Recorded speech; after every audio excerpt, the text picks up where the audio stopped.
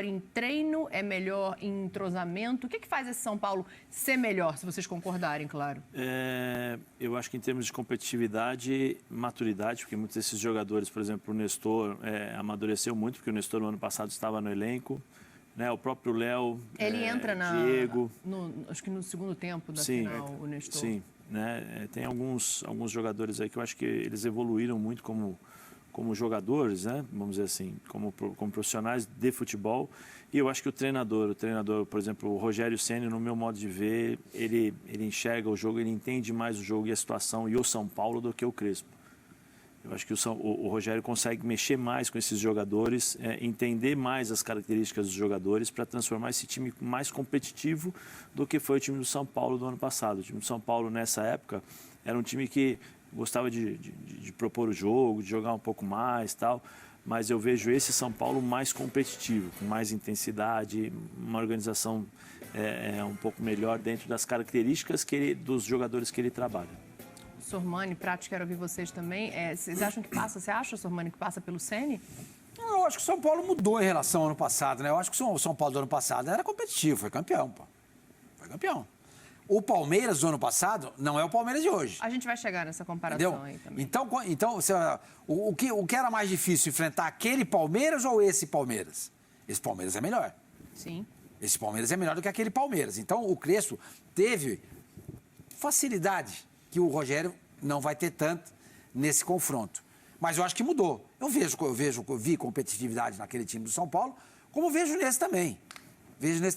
Só tem 4 jogadores. Produção, por gentileza, se puder colocar de novo a arte ali, o quadrinho, para a gente ver. Tem 4 jogadores nesse time que não estavam no ano passado. Que é olha lá, o Caleri, Jandrei, Rafinha e o Alisson. O Alisson e o Caleri, só esses 4. Só. E o Pablo Maia não, o Éder já estava lá. Já estava no elenco. Já estava lá. O Pablo Maia também. Já estava lá. Não estava. São 5, Pablo Maia. Pablo Maia também. Alisson, né? Você contou o Alisson. Contei também. Então são 5 jogadores, né? Desse grupo aí que no ano passado não estavam. Então tem a mudança, óbvio, mudança de estilo de jogar. O Rogério não joga com 3 zagueiros como jogava insistentemente o Crespo, né? Porque era o entendimento dele para que o time pudesse render mais. Mas eu acho esses dois São Paulos competitivos, entendeu? Volto a dizer, a tarefa do Rogério é mais difícil do que foi a do Crespo. O Palmeiras de hoje é bem melhor do que o Palmeiras do ano passado. O Palmeiras está evoluindo. Já vou passar para esse... Incrivelmente. Para esse quadrinho aí. Impressionante como o Palmeiras está melhorando. Ah, sim. Deixa eu só ouvir o Prates antes em relação a essa comparação que a gente está fazendo. Prates, você concorda com o Sormani? Você acha que aumentou a dificuldade também do São Paulo? Aumentou. Você acha que o nível está melhor? Aumentou, só que essa tela mostra o ápice do trabalho do Crespo. O trabalho do Crespo depois do Paulista quase não existiu mais. Agora, esse momento foi um momento especial do trabalho dele pelo São Paulo. O time ganhou o Campeonato Paulista sendo melhor que os adversários. Foi o melhor time do Campeonato Paulista. O São Paulo campeão paulista com o Crespo. O Rogério Ceni começa o ano com dificuldade, depois de um ano que o São Paulo quase caiu no Brasileiro, e o time foi crescendo ao longo do Campeonato Paulista. Começou mal, né? Esse do Crespo foi mais linear. O time foi constante quase toda a competição. O do Rogério começou com dificuldade e foi crescendo ao longo da competição. Mas não tem como tirar o Palmeiras do contexto, né? O São Paulo do Crespo enfrentava um Palmeiras que tinha mais indefinição, mais indecisão. E foi muito uma final de quem fizesse o primeiro gol era o campeão. Era muito difícil. Isso eu não sei se vai mudar para hoje, domingo. Abrir o placar é muito importante, porque é muito difícil fazer gol no Palmeiras. E o São Paulo, como fez o primeiro gol na final do Paulista, o São Paulo se viu numa situação de defender até um pouco mais atrás. O Palmeiras ficou com a bola e não teve criatividade com a bola para ganhar, para furar o bloqueio do São Paulo.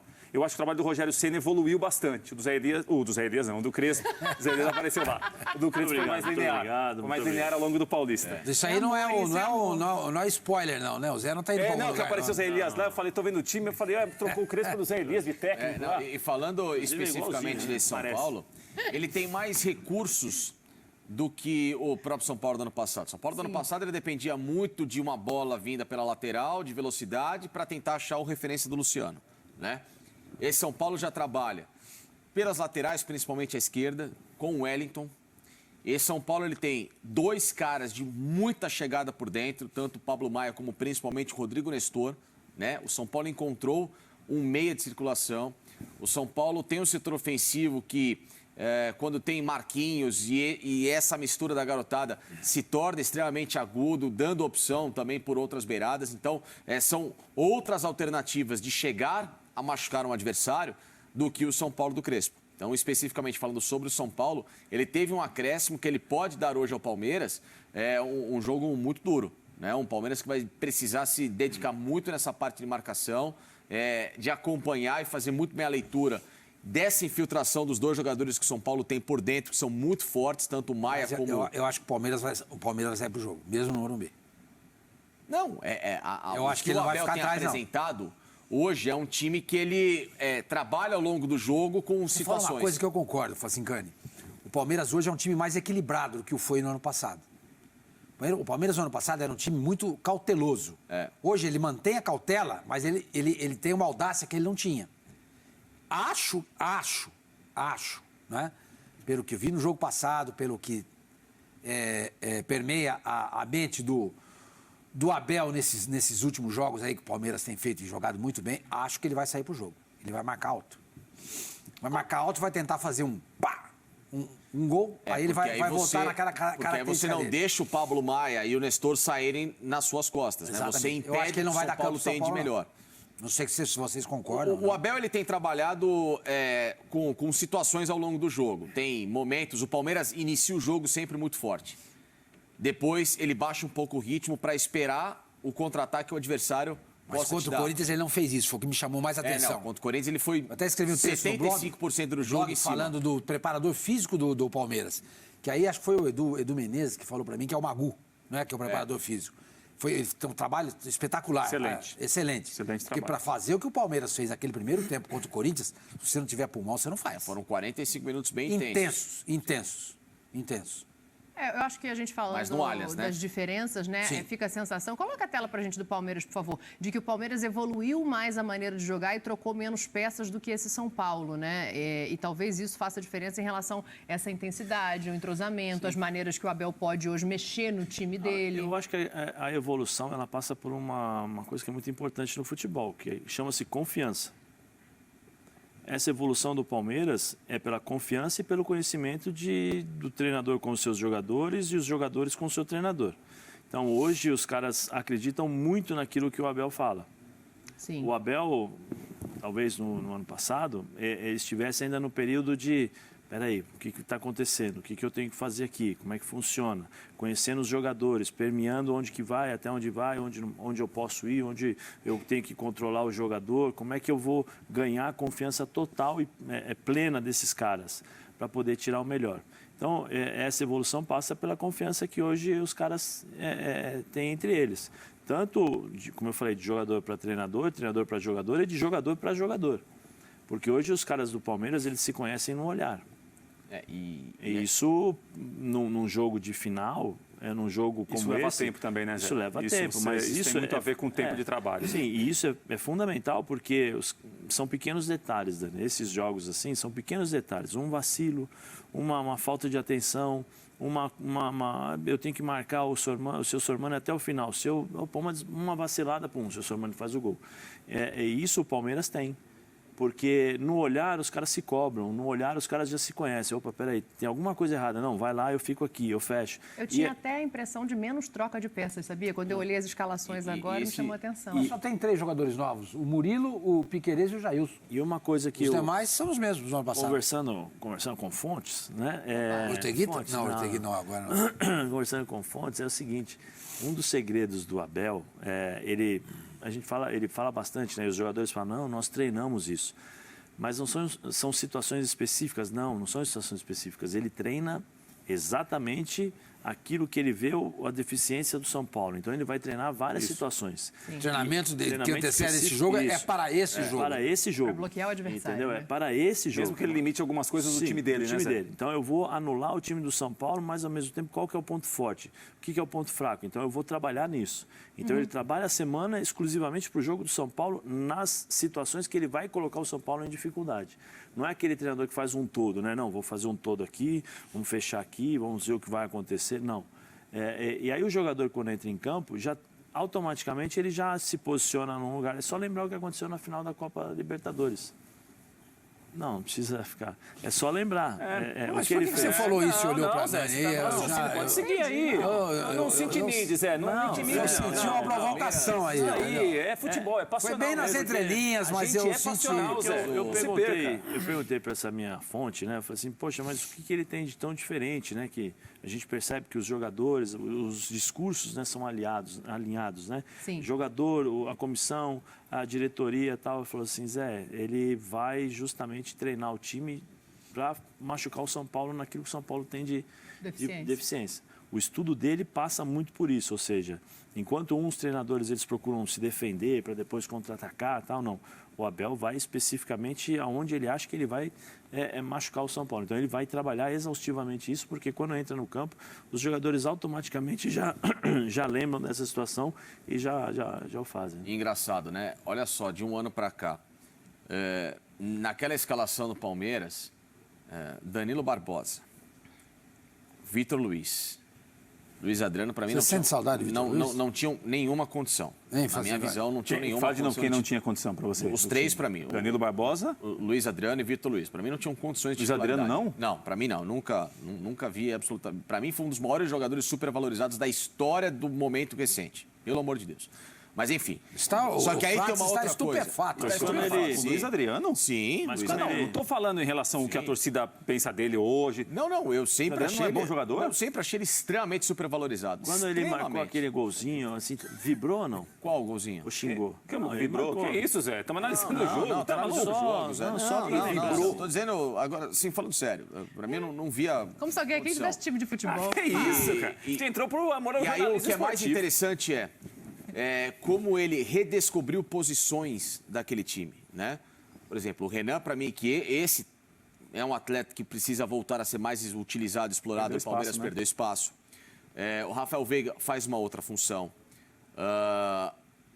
O Rafael Veiga, eu falei, o Rony faz uma outra função. Exatamente. O Scarpa faz outra função. Então Ele ele tá jogando do outro lado, né? Ele jogava lá direito, tá jogando lá de esquerda. Ele pegou o o Dudu time jogava na esquerda, jogando lá direito. Não, o o Dudu Mike, não tava era um na jogador. Não, tô dizendo que ele... da mudança de Na mudança, posição. ele mexeu nos jogadores, entendeu? O Scarpa sempre jogou do lado direito. O Dudu, o forte dele, sempre foi o lado esquerdo. O Mike era um Hoje ele tá jogador, na né? direita e o Scarpa tá na esquerda. O Mike era um jogador sem qualquer confiança, inconstante, entrava em campo e falhava. Mike não, é isso?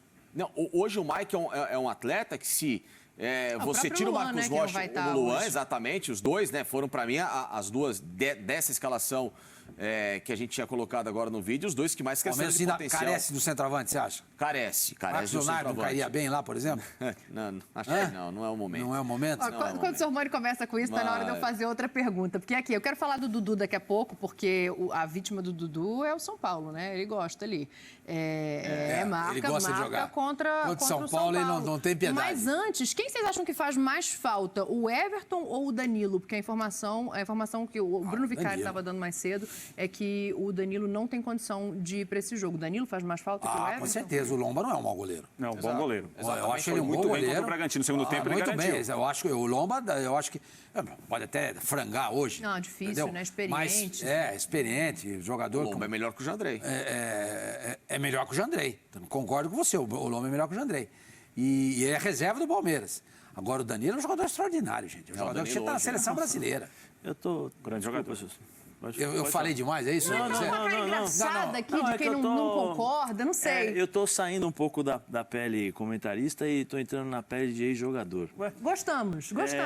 Não, porque é o seguinte, eu vou ser o advogado do diabo. Desculpa, eu vou ser o advogado do diabo. E aí, dentro daquilo que nós falamos sobre a seleção brasileira. Se o Everton foi cortado de uma seleção brasileira na segunda-feira, Como que ele vai jogar na quarta? como é que ele vai jogar na quarta? Exatamente, Zé. Esse é um assunto importantíssimo mesmo.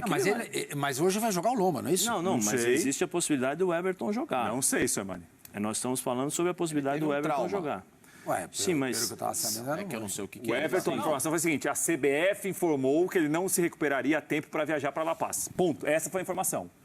Qual foi a gravidade da contusão? Qual foi o local da contusão? O quanto isso aí vai atrapalhar? A CBF informou que ele foi cortado da viagem para La Paz, foi convocado do Santos do Atlético Paranaense, porque não teria condição de viajar.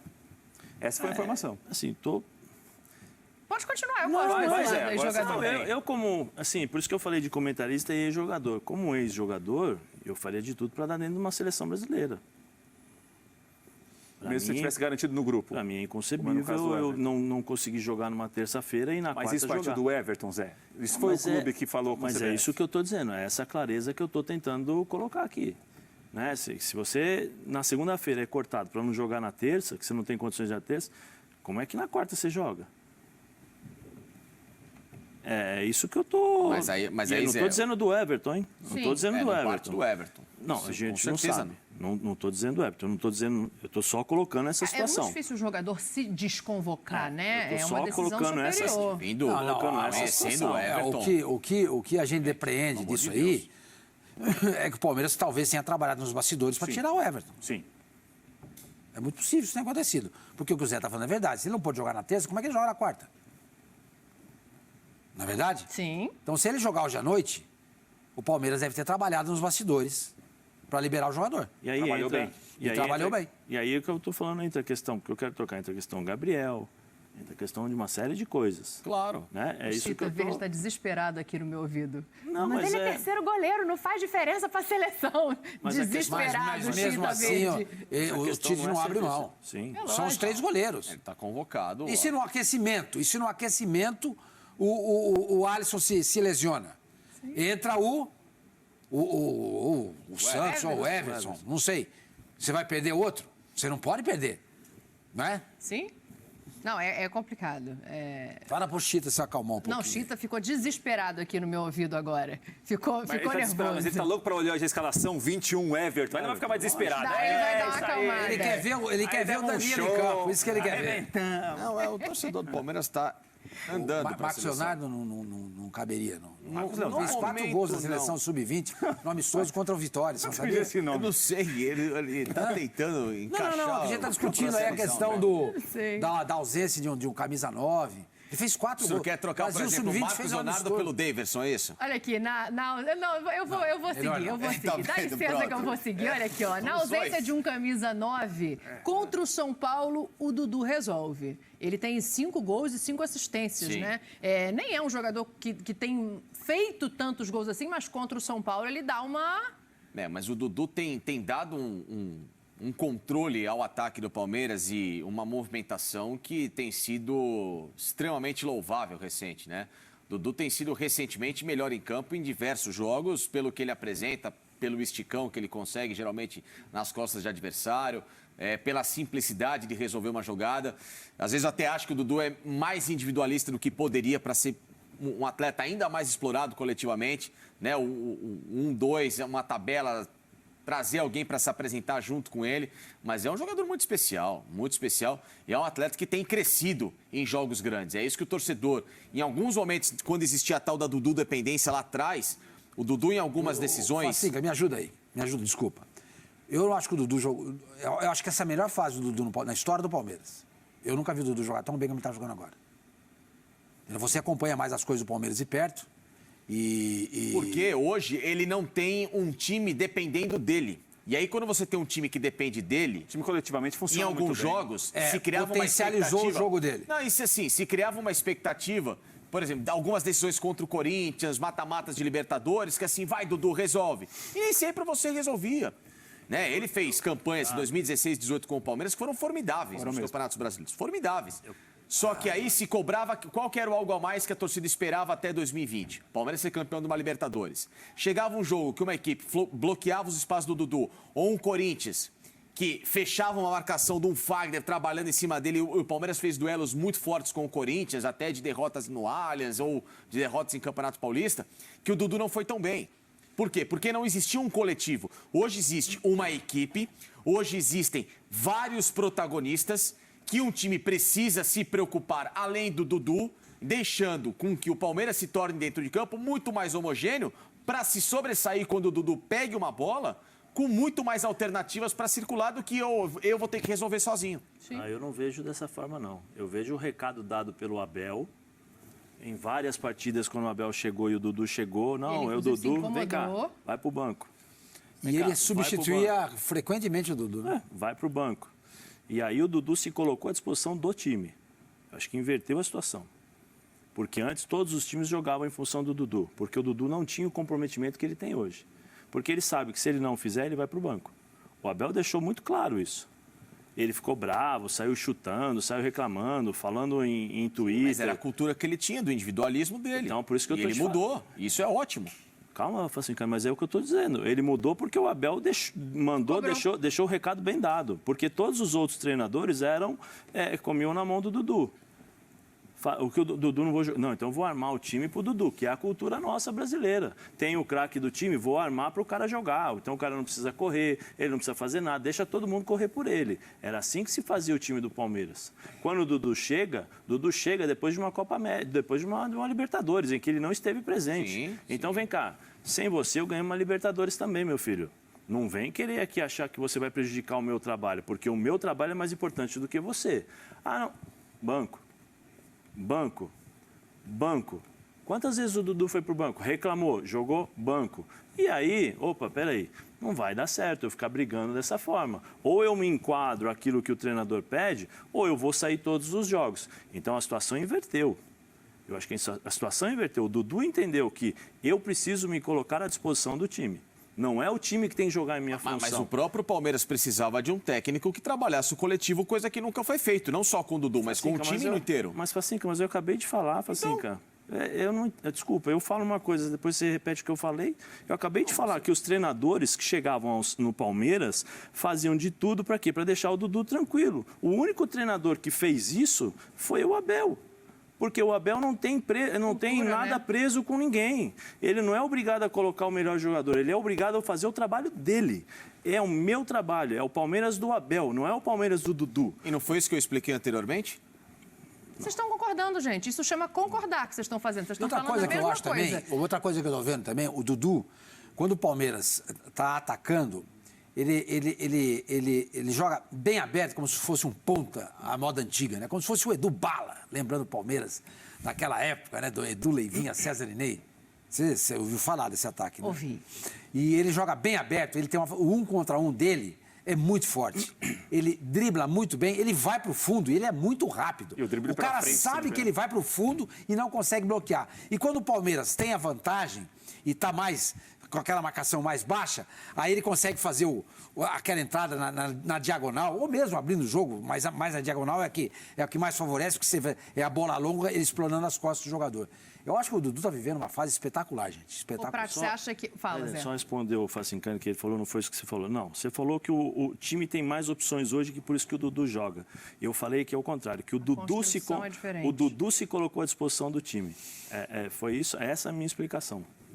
Não, mas seja como for, o que acontece hoje existe uma coletividade maior do que qualquer indivíduo que esteja dentro desse Palmeiras, né? E isso é um mérito do trabalho do Abel, porque ele coloca cada jogador como parte de uma engrenagem, né? Hoje, você acha que o Dudu pode fazer a diferença? Ele volta, e aí são as coincidências do futebol, né? Quando ele volta, o primeiro gol que ele marca é na Libertadores contra o São Paulo. A gente está vendo o aproveitamento dele contra o São Paulo. O 3-0, é um ponto de atenção? É um ponto de atenção. Não, é um jogador que pode desequilibrar a partida, sem dúvida alguma. Ele, para mim, até agora é o melhor jogador do Campeonato Paulista. A gente não sabe o peso que 2 jogos finais, que esses jogos podem mudar para quem vai ser eleito o melhor ou pior, enfim, isso é muito mais um prêmio individual. Agora, ele pode fazer a diferença para o Palmeiras, ele tem feito a diferença, né? Ele tem ajudado a fazer a diferença, não é apenas o Dudu que tem feito a diferença. Sim. O Veiga está num momento muito especial de algum tempo, o Danilo tem jogado muito bem, o Gomes é o zagueiro, um dos melhores, se não o melhor do continente, o goleiro é muito bom, tudo isso é uma realidade. Agora, é um momento que ele realmente pode desequilibrar. Um jogador como ele hoje no Morumbi pode resolver o jogo para o Palmeiras. Pode uma jogada, o drible que falou o Sormani, essa arrancada que ele tem pela direita. Geralmente o Palmeiras está preparando um tipo de jogo para ele dominar a bola e para ele receber a bola, geralmente no 1 contra 1, é ele mais um. Então ele tem driblado, se ele não faz o gol, ele dá passe para alguém aproveitar. Pode ajudar, pode ser um nome do jogo, sim. Vocês acham que a chance do Palmeiras... Eu entendo assim, tá? Eu acho que o Palmeiras não, desculpa, o São Paulo. Eu acho que se o São Paulo não constrói hoje em casa um bom resultado, a chance dele ser campeão, por mais que seja 0-0, né? E aí, em tese, eu acho que o São Paulo precisa construir hoje. Você acha que dá para... Eu acho que você não pode... Eu acho que você não pode chegar pensando no ponto de vista do São Paulo. Você não pode chegar no Allianz morto. Entendeu? Sim. Empatei em casa, não tem problema. Com 0-0, com 1-1, você acha que dá? Dá, ué. Claro que dá. Lógico que dá. Você não pode chegar lá com 0-2. Aí é complicado. Você ter que desfazer um resultado desse e o Palmeiras fazer 2-0 no São Paulo, não é impossível. É difícil, mas não é impossível. Então, isso que você tem que evitar. Uma derrota desse tipo, entendeu? Com mais de um gol de diferença. Aí é complicado. Um empate, eu acho que a decisão continua aberta. Claro que vai depender muito do que os times vão mostrar. Eu acho o Palmeiras superior ao São Paulo. Superior. Acho o Palmeiras superior. Mas o São Paulo está num grande momento, gente. Tá mesmo. O São Paulo está num grande momento. Ele vai fazer de tudo para aproveitar esse momento dele para diminuir, como diz o Prats, esse gap que nesse momento existe. Esse cidadão não vai jogar, não. Acho que não, só se ele entrar de última hora. O gap pode ser o Everton no gol, pode ser um gap pro Palmeiras, isso sim. Ai, meu Deus, vocês acham? Também quero ouvir todos vocês em relação a isso, assim, essa construção hoje do São Paulo, quanto é importante uma vitória em casa para levar para o jogo de volta? A vitória é importantíssima, mas um 0-0 ainda está no jogo. Está no jogo, São também Paulo acho. hoje é um time Não tem vantagem, né? Não, Dois não. empates é pênalti. Igual direto. né? Não tem vantagem, nem gol fora, nada disso. Hoje a intensidade do São Paulo e a velocidade por conta desses meninos, né? Porque eles em 3, 4 toques no máximo, eles podem finalizar. É que do outro lado você tem um Palmeiras que tem um time, taticamente, um time que sabe se comportar de acordo com o adversário, né? Ele arma muito a parte defensiva de acordo com o adversário, mas o Palmeiras tem condições hoje, sim, de tentar surpreender. Tá caindo o estúdio aqui. Caiu o estúdio aqui, eu não vi o que caiu. Eu acho que foi Eu acho que foi lá atrás. Aí o lenço do Prats aí, não foi, não? Ainda foi o bem Prats que... fazendo Daqui a pouco eu vou lá bagunça buscar. aqui. Ainda bem que Não foi o pega o foco Edinho, não, Zé. né? Vamos lá. Ainda bem que foi o Edinho que não foi o Torrones aqui, mas tá tudo bem. Não, eu acho que o São Paulo tem condições, sim, se for um 0-0. Se for 2-0, eu acho já mais complicado. Para os dois, né, Zé? Se for um 2-0 para o São Paulo, complica muito. sim. O Palmeiras Acho- também, já muito. acho mais complicado, porque cada um tem as suas características, qualidades que vão poder trabalhar em cima desse resultado. O Palmeiras levando 2-0 para o Allianz Parque e o São Paulo também. São Paulo é um time que aprendeu a jogar. Me surpreendeu muito. Me surpreendeu não, né? Mas assim, pela posição, né? A gente acaba olhando e prestando mais atenção em determinados jogadores. O que esse menino Pablo Maia acrescentou ao São Jogando Paulo muito. no meio-campo era uma coisa que realmente estava faltando. Ele acrescentou ao meio-campo e, consequentemente, à defesa. Você lembra quando o Rogério Ceni deu uma entrevista e falou assim, eu só tenho Luan para essa posição. Sim. Por que não olhou com mais carinho para a base? E posso falar uma coisa para o senhor? Na verdade, Posso falar uma da coisa... base ele pegou um jogador que é melhor que o cara que era titular. Posso falar uma coisa para o senhor? O Pablo Maia, o ano passado, ele estava para ser mandado embora. Aí o Alex, né, o nosso querido Alex, que trabalha conosco aqui como treinador e tal, promoveu uma eleição lá entre os jogadores, falou assim, quem eles gostariam que usasse a faixa de capitão. Tinham 27 jogadores, 26 votaram no Pablo Maia. Olha, que legal, eu não sabia disso. 26 votaram no Pablo Maia. Então, a vida, como eu falo, né, que a vida muitas vezes dá voltas, né, de um jogador que poderia ser dispensado para se tornar um jogador hoje fundamental para esse time do São Paulo, a peça que faltava, né?